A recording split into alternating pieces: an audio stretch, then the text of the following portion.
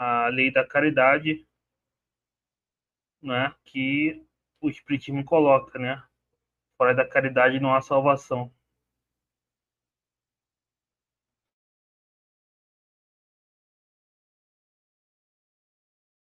É isso aí, a gente já tinha comentado nos estudos passados, quando a gente começou a tratar dessa questão de como o Espiritismo vai tratar, né, a riqueza, a pobreza, porque a gente sabe que hoje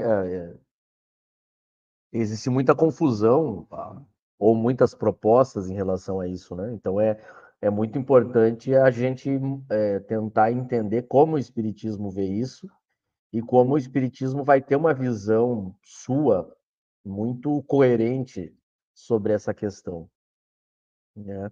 Porque, veja, os mesmos espíritos que estão na riqueza enquanto encarnados e os espíritos que estão na pobreza enquanto encarnados são os mesmos. São os espíritos em prova e expiação aqui na Terra, espíritos todos criados simples e ignorantes, a sua grande maioria, espíritos da terceira ordem, espíritos imperfeitos, então são os mesmos espíritos. Esse é um primeiro ponto que o Espiritismo vai colocar, né? Então, são espíritos em contextos temporários diferentes, em provas diferentes, mas são os mesmos espíritos, e todos, após a morte do corpo, vão estar de novo na situação de espíritos, em que aí as questões materiais já não fazem mais diferença, já não tem nenhum peso. Então, esse é o primeiro ponto. A teoria moral do espiritismo é uma teoria moral do espírito imperfeito.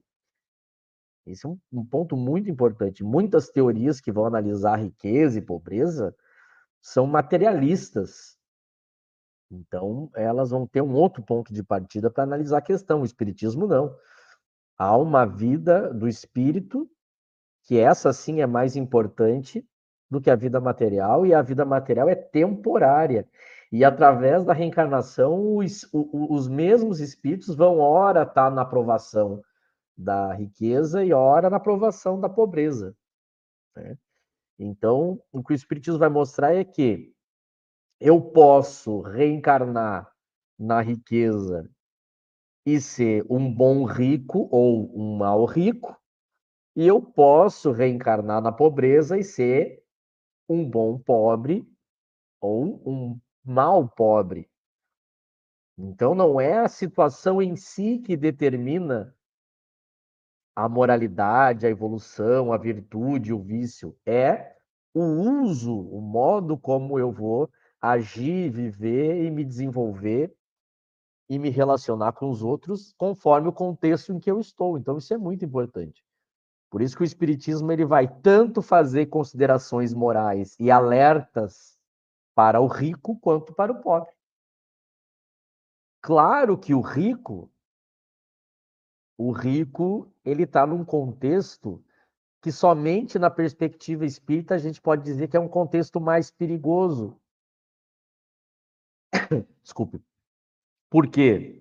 Porque conforme o contexto que eu estou inserido, isso desperta em mim sentimentos e atitudes diferentes.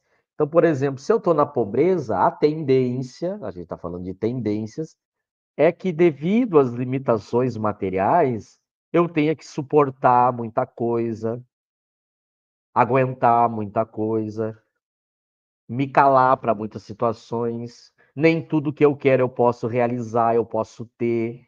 Muitas coisas eu tenho que aguentar. Que na situação da. Então, isso suscita em mim sentimentos e atitudes que eu tenho que tomar cuidado. E claro que na situação da riqueza é a mesma coisa. Eu posso ser um rico, e é óbvio que o contexto da riqueza vai me dar poder, poder de ação, de escolha, que vai despertar em mim também diversos sentimentos que eu tenho que ter cuidado. Então, não é que a riqueza ou a pobreza seja um mal em si. Vai depender muito de como o espírito vai agir nesse contexto. Então, cada um que está no seu contexto vai usar a teoria espírita para fazer uma autoanálise para ver como que tem agido. A gente tem que analisar qual a nossa relação com as coisas materiais. Então, o espiritismo não vai ver nenhum problema da pessoa honestamente, através do trabalho honesto, ela adquirir os bens materiais, ela adquirir dinheiro, não há nenhum problema. Inclusive, não há nenhum problema da pessoa que é pobre desejar melhorar a sua vida material. Mas ela tem que lembrar que ela é um espírito acima de tudo, né?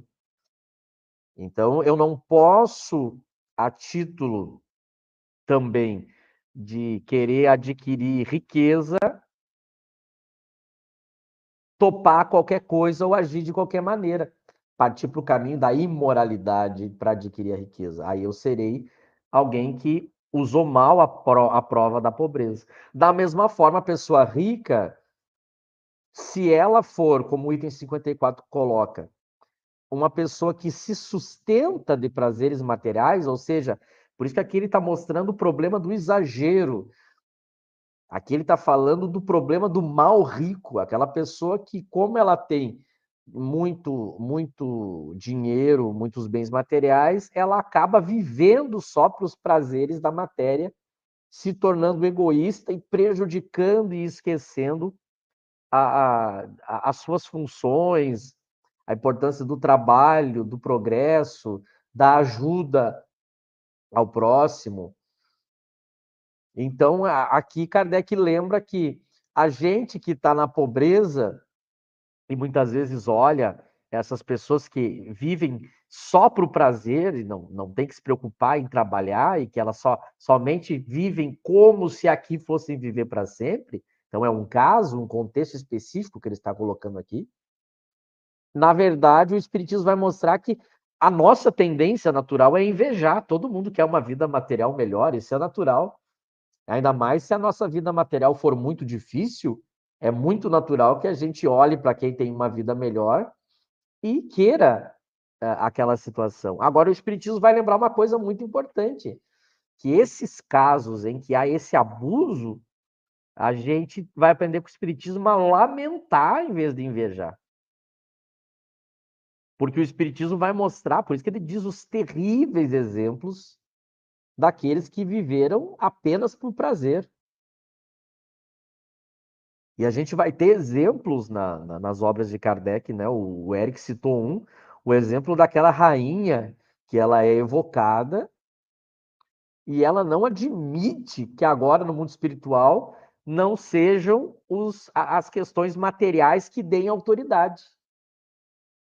E aí já entra essa fala do Cristo que Kardec vai trabalhar no Evangelho segundo o Espiritismo. Eu vou deixar aqui a referência para quem quiser aprofundar. Está no Evangelho segundo o Espiritismo, no capítulo 7, Bem-aventurados os pobres de espíritos. A partir do item 3 desse capítulo, Kardec analisa justamente esse trecho em que Jesus fala, né? Aquele que se eleva será rebaixado.